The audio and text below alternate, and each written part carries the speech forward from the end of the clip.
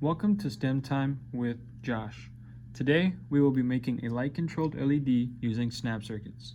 All you will need is your music box, 4 2-long snap wires, 1 3-long, 4-long, and 5-long snap wires, along with slide switch, LED, photo-resistor, and battery pack with batteries.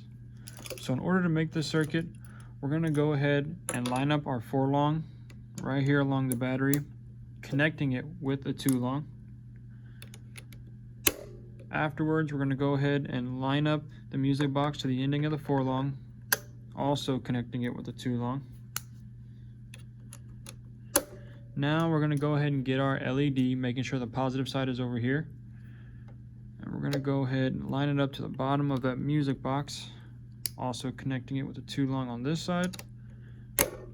Afterwards, we're going to go ahead and get the 5-long, line it up right here like so, connecting it with a slide switch.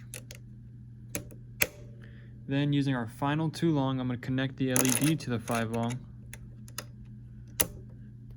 And then our final 2 pieces, 3-long right here, going to connect to the 5-long in the music box, and then our photoresistor.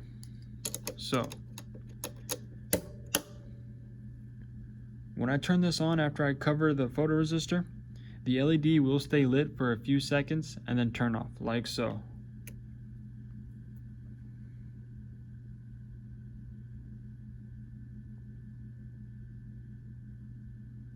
Alright, so even after I remove my thumb, the photoresistor isn't receiving any new light, and after I introduce some new light, the photoresistor itself is going to absorb those protons and electrons coming from the light rays and use it to bridge, the circuit.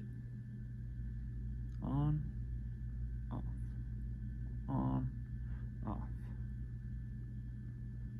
Isn't that cool? Well, alright, that's going to be it for today's episode. Stay tuned for next episode where we'll be using salt water to sound an alarm.